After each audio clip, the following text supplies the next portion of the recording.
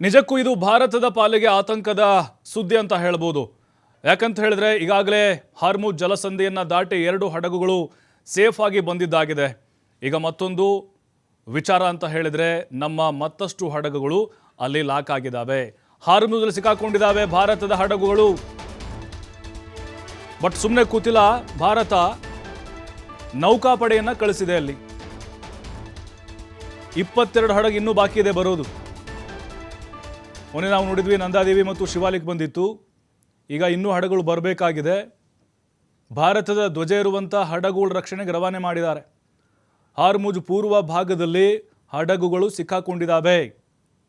ಕಳೆದ ವಾರ 2 ಹಡಗು ಎಸ್ಕಾರ್ಟನ್ನು ಮಾಡಿತ್ತು ನೌಕಾಪಡೆ. ಇರಾನ್ ಕೂಡ ಅದೇನು ನಮ್ಮ ವಿರುದ್ಧ ಕತ್ತಿ ಮಸಿತಾ ಇಲ್ಲ. ಮೊನ್ನೆ ಅವರು ಅವಕಾಶವನ್ನು ಮಾಡಿಕೊಟ್ಟಿದ್ದಾರೆ.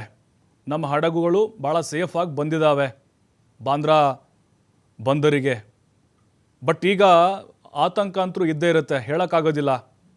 ಅಲ್ಲಿ ಇರಾನ್ ಮತ್ತೆ ರೊಚ್ಚಿಗೆದ್ದು ಅಟ್ಯಾಕನ್ನು ಮಾಡ್ತು ಅಂತ ಹೇಳಿದ್ರೆ, ಯದ್ವಾ ತದ್ವಾ ಡ್ರೋನ್ ಅಟ್ಯಾಕು ಅಥವಾ ಬಾಂಬ್ಗಳೇನಾದರೂ ಬಿದ್ವು ಅಂತ ಹೇಳಿದ್ರೆ ಆಕಸ್ಮಿಕವಾಗಿ ಏನಾದರೂ ಆಗ್ಬೋದಲ್ವಾ?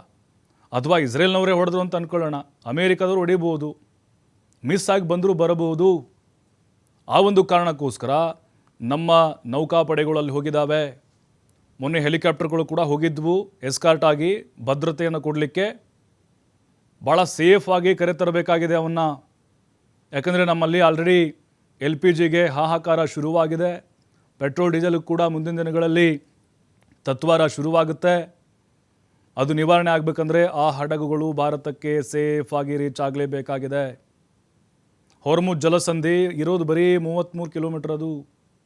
ಆದರೆ ಈಗ ಸದ್ಯಕ್ಕೆ ಅಲ್ಲಿ ಅಪಾಯದ ಮುನ್ಸೂಚನೆಗಳು ಕಾಣಿಸ್ತಾ ಇದ್ದಾವೆ.